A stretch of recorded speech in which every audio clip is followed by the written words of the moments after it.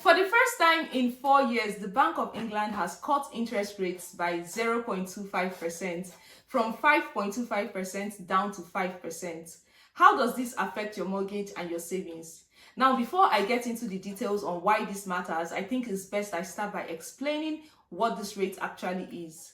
So the Bank of England rate, or the bank rate for short, is the rate that the Bank of England, which is the central bank in the UK, charges banks and other financial institutions when they borrow from it. So in essence, this rate is more like a cost of borrowing to these banks. And for them to make a profit, they need to add a margin to it before lending to you. So assuming the bank rate is 5%, it means that a bank's lending rate will not be less than 5% because they need to first cover their cost of borrowing and then make a profit too because they have investors. So if your own borrowing rate is 8.5%, it means that your bank has added an extra 3.5% on top of the 5% just so that they can cover their cost and also make a profit. Back to the bank rate, but let's get a bit of history first. In 2019, before the COVID-19 pandemic became a global issue, the bank rate was actually 0.75%. However, when the pandemic kicked in and businesses started to collapse, the Bank of England had to find a way to encourage businesses to borrow and invest just to help the economy. So they reduced the bank rate from 0.75% first to 0.25% and then to 0.1%, which was the lowest the rate has ever been. Now, things started going well as expected until inflation kicked in. Now, bear in mind as a side note that these low rates and other stimulative policies that were put in place during the COVID-19 pandemic actually contributed significantly to the inflation. So the bank had to take a countermeasure just to manage this inflation. So in 2021, they started increasing the bank rate. They increased this rate 14 times within the space of 1 year, and the last increase left the rate at 5.25%. However, on the other hand, inflation was actually as high as 11% in 2022. But all these were in the past, right? Now, inflation has actually declined significantly. And I think it's only right that the bank rate is also reduced just so that the economy is well stimulated. So the Bank of England's target inflation level is 2%. But then as at August 2024, the inflation was 2.2%. So I think this is like a fair or a good level to start easing things off. So remember where we started, rates was 0.75%. Everything was normal. The pandemic came, it was reduced to 0.1%. And then inflation came, it had to be increased to 5.25%. Now inflation is going down, it has to be decreased again. So for every action, there is a counter reaction. But then how does this affect you as a regular individual living in the UK or someone living in another country where rates have been changed recently?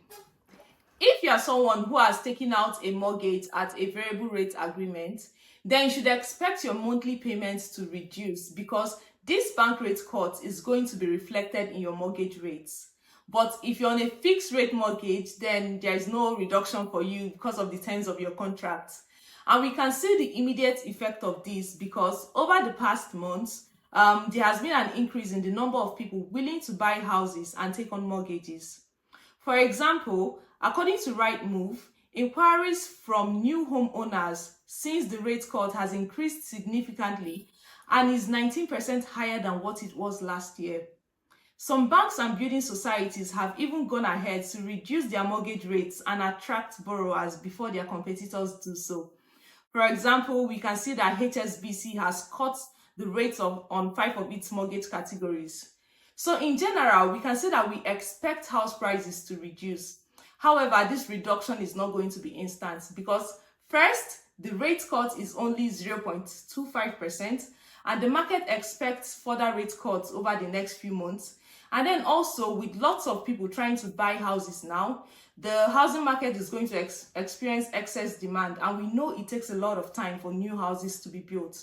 But then in the long run, and if these rate cuts or these expected rate cuts actually come as expected, then we should see a general reduction in house prices.